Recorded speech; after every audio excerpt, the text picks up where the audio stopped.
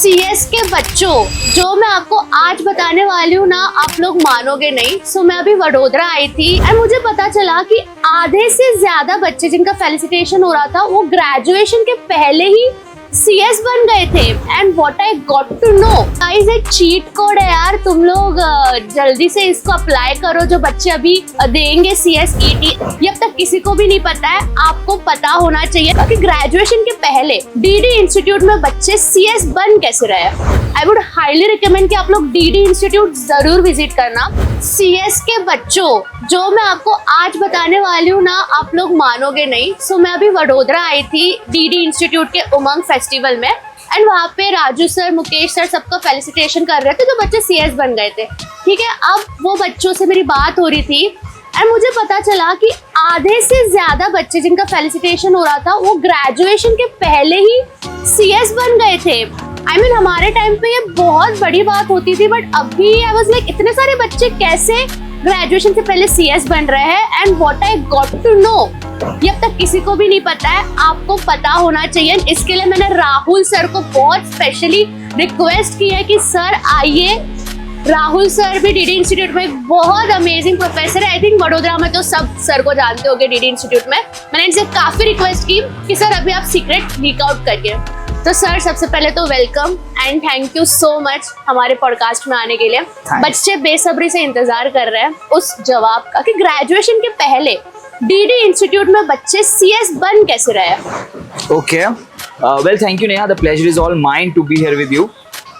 And अगर ये preparation का राज हम लोग खोलें, हाँ, तो ये स्टूडेंट्स अपना सीएस का प्रिपरेशन 11th स्टैंडर्ड से ही स्टार्ट कर देते हैं। And that's the reason that after clearing their 12th, it is very short journey for them to clear their CS professional। और इसीलिए अपने ग्रेजुएशन के सेकेंड ईयर में या थर्ड ईयर के स्टार्ट में वो लोग CS कंप्लीट कर देते हैं। यहाँ पे आप ध्यान से सुनना, 11th में कैसे जर्नी स्टार्ट कर सकते हैं। CSET की तो एलिजिबिलिटी है कि 12th का अपीयरिंग है ऐसा कुछ, तो आप कैसे 11th में स्टार्ट। वेल ये कंफ्यूजन सिर्फ आपको ही नहीं, इंडिया में सभी को है।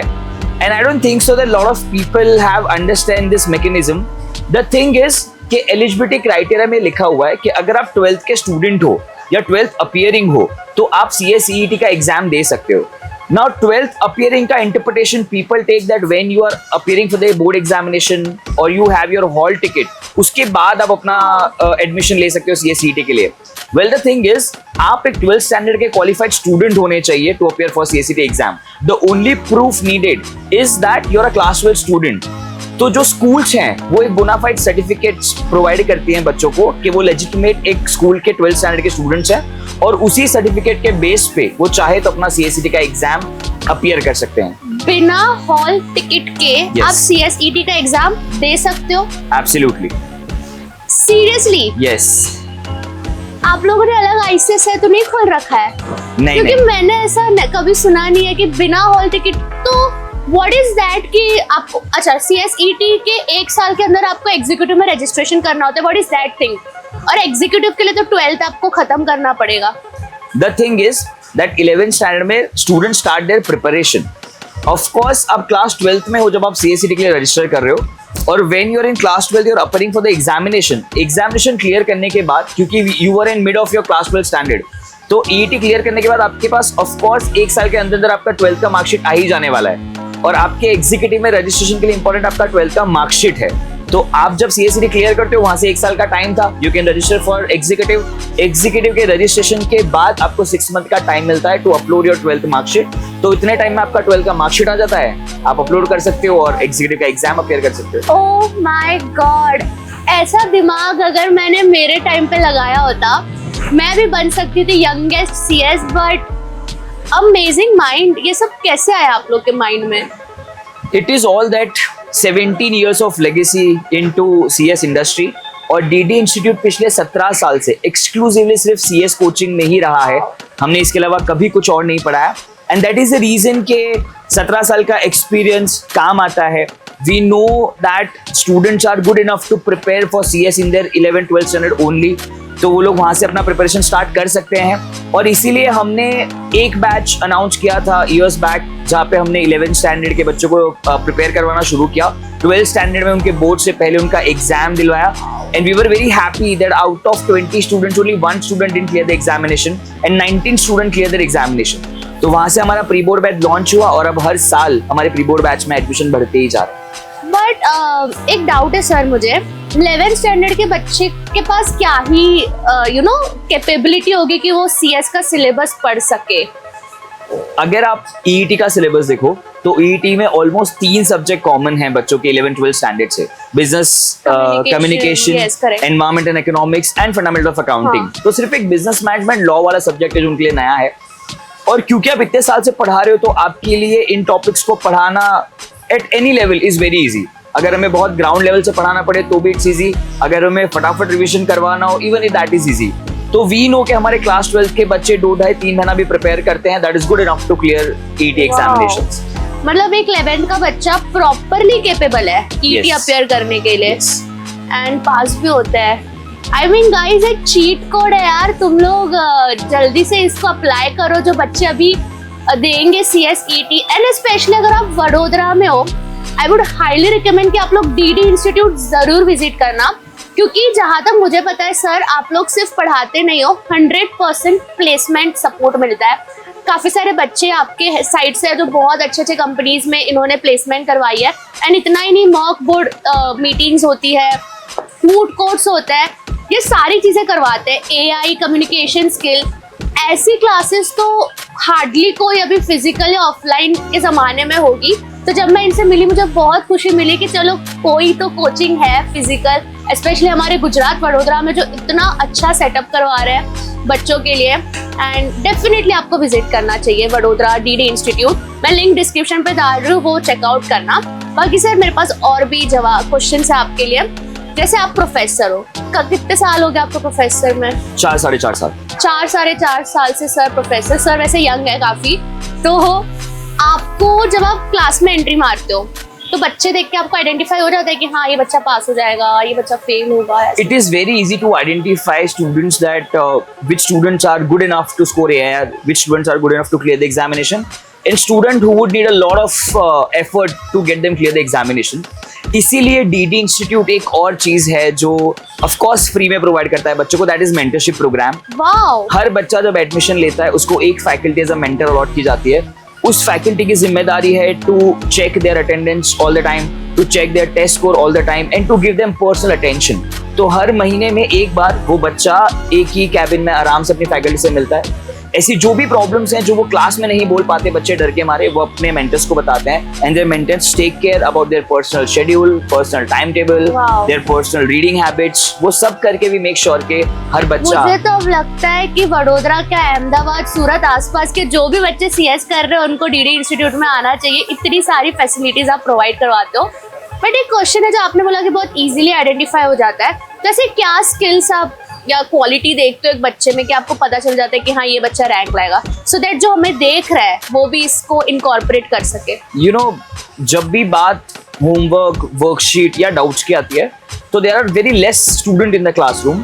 जो अगर आपने मान लो आज आपने बुक में एक पेज पढ़ाया था, पेज नंबर 1, तो वो बच्चा घर से पेज नंबर 1 तो रिवाइज करके आएगा, लेकिन आपसे कल आके पेज नंबर 2 का डाउट पूछेगा, क्योंकि उसने आगे थोड़ा पढ़ा होगा, अपनी तरफ से कोशिश की होगी। और प्रोफेशनल कोर्सेज की यही बात है that you cannot depend 100% on anything, nor any material, nor any preparation strategy. You have to keep evolving. Okay. तो अगर कोई बच्चा ऐसा है जो आपसे एक स्टेप आगे चलने की कोशिश कर रहा है तो definitely he has an attitude to score an AIR. और आप उस पर थोड़ा ध्यान दो तो he can definitely score an AIR. मुझे ऐसा लगता था कि जो बच्चा सर के बराबर चल रहा है वो शायद रैंक आए, बट ये तो बराबर नहीं, आपको एक कदम आगे चलना। होते हैं ऐसे बच्चे? बिल्कुल होते हैं। विनी सप्रे इज अ रीसेंट, आप शायद कल मिले होंगे फेलिसिटेशन स्टेज पे। विनी इज अ स्टूडेंट जिसने अपना BBA का 3rd ईयर से पहले अपना CS प्रोफेशनल क्लियर कर दिया, AIR 4 CS प्रोफेशनल के स्टेज पे। She is one of the students जो हमेशा अपने फैकल्टी से थोड़ा सा आगे चली है, और not just in studies, every event उसने हर इवेंट में पार्टिसिपेट किया है। Mock AGM, mock BM, moot court, एक से ज्यादा इवेंट्स में वो विनिंग टीम में भी रही है। सो यही एटीट्यूड होता है स्टूडेंट का जो उन्हें प्रिपेयर करता है ऑल इंडिया रैंक लाने के लिए। अमेजिंग। तो आप तो 4-4.5 साल से प्रोफेसर हो, तो आपने लाइक बच्चों में ऐसी कोई एक अमेजिंग या कुछ एक्सपीरियंस आपका इनकाउंटर हुआ है जो आप स्टोरी शेयर करना चाहते हो बच्चों के साथ, कुछ तड़कता भड़कता? एक सबसे बड़ा डाउट जो लोगों को लगता है कि अगर आप एक इंग्लिश मीडियम स्टूडेंट नहीं हो तो आपके लिए सीएस की जर्नी शायद बहुत मुश्किल हो जाएगी। मुझे भी लगता है ये तो। सोनिया ठक्कर करके हमारी एक स्टूडेंट है जो गुजराती मीडियम से बिलोंग करती थी। First foundation, executive and professional, 3 में से 2 स्टोरी पे C score an all India rank, और उसकी एक ही आदत ने उसको ऑल इंडिया रैंक में कन्वर्ट कर दिया। वो ये था कि वो हर फैकल्टी को डाउट पूछ के परेशान करती थी। सर ये शब्द का मतलब क्या होता है, इसका मतलब क्या होता है। उसने लिटरली एक बुक बना ली थी हर नए वर्ड को लिखने के लिए कि मैंने ये एक नया वर्ड सीखा है, आज मुझे इसका मतलब लिखना है। Oh my God. और प्लस हमें ये लेटर ऑन स्टेज पे पता चला दैट उसको थोड़ा सा हियरिंग प्रॉब्लम था, तो जब क्लास में आप एक बार बोलते हो तो शायद उसको पहली बार में समझ नहीं आया, इसलिए वो बार बार पूछती थी। ये हमें थोड़ा टाइम बाद में पता चला, लेकिन ये एटीट्यूड है उस बच्ची का जिसने आज उसको पहली बार में 3 स्टेज उसने एक ही बार में क्लियर कर दिए। और वो भी एक बच्ची थी जिसने ग्रेजुएशन के पहले अपना सीएस खत्म किया। यार तुम बच्चे लोग ये एक्सक्यूज देते रहते हो कि मैम आज पढ़ने का मन नहीं कर रहा है, मैम आज ये हो गया वो हो गया।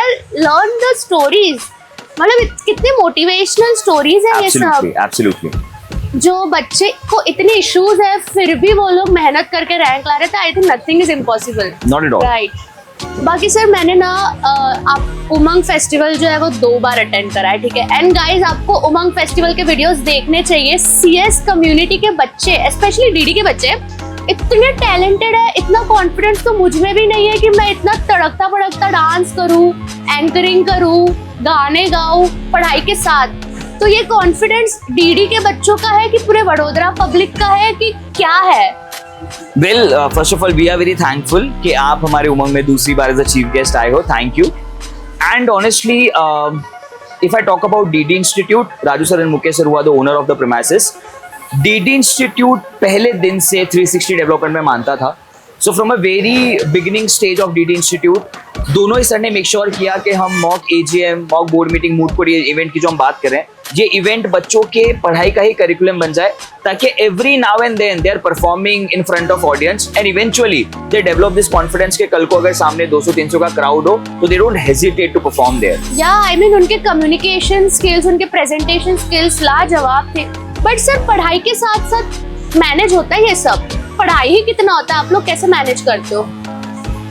अगर देखा जाए तो ये कोई बात सच नहीं है कि कोई 8 घंटे रोज पढ़ सकता है या 10 घंटे रोज पढ़ सकता है। So if a student is having a lecture of 4 to 5 hours in a day, उसके बाद वो 1-1.5 घंटे का रिविजन कर ले घर जाके, तो this is good enough to prepare for anything, for any examination. तो बाय सच्चे केस अगर बच्चों का 4-5 घंटे का कोचिंग हो रहा है तो syllabus is always in your hands, is always in your control, and due to that we take out time कि 1 दिन का समय लगेगा, 1.5 दिन का समय लगेगा। बट ऐसे इवेंट बच्चों के लिए उतने ही इंपॉर्टेंट है जितना ये syllabus. Because after becoming a CS you actually have to be a CS. क्या बात कही है सर ने। बिकॉज मैं इतने सारे ऑल इंडिया रैंकर्स को जानती हूँ, मुझे ही पकड़ लो, मैं खुद एक ऑल इंडिया रैंकर थी।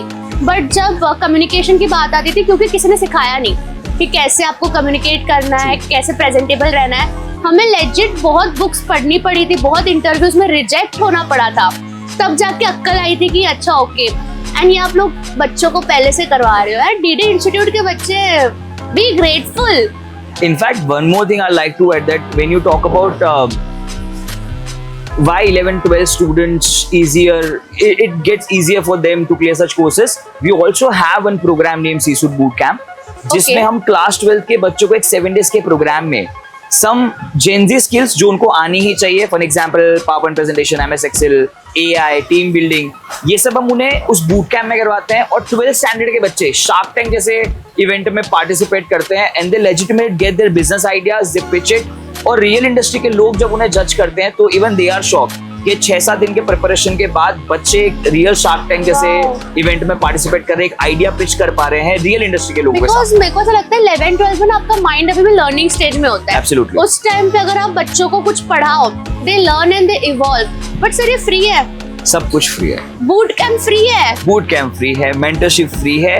ओह माय गॉड यार, वडोदरा पब्लिक तुम लोग की तो चांदी है यार, मतलब बहुत बढ़िया क्लास है।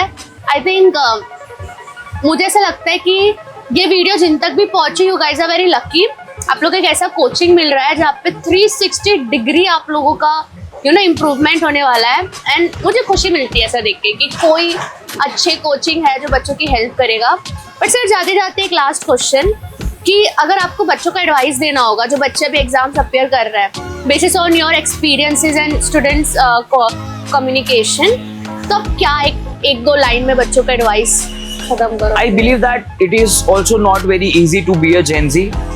These people have a lot of things on their plate, and that's why it gets very difficult for them कि वो लोग ये एग्जाम अच्छे से पास कर पाए। तो आई वुड जस्ट सजेस्ट कि आप जितने भी लोग हो ना, आपको अपनी प्लेट में से कुछ चीजें निकाल देनी चाहिए, आपका बर्डन थोड़ा सा हल्का हो जाएगा। तो every student is good enough to clear courses like CS, बस थोड़ी सी प्रायोरिटी शिफ्टिंग की जरूरत है, correct. बाकी it is not at all difficult. Wow, क्या सम अप किया है आपने। I think yeah that's true, you have to clear your plate. जो भी चीजें है वो रुक सकती है, पहले डिग्री ले लो, फिर जो करना है करो। And yes of course, as Neha ma'am said, अगर आप बड़ौदा में हैं या नियर अबाउट बड़ौदा से हैं तो प्लीज एक बार डीडी इंस्टीट्यूट का प्रीमाइसेस जरूर विजिट कीजिए। Just check out how the DD family is working and it might happen that you also end up clearing your CS course before your graduation. Wow, thank you so much Rahul. Thank you so much, Neha. Pleasure being with you. Bye bye.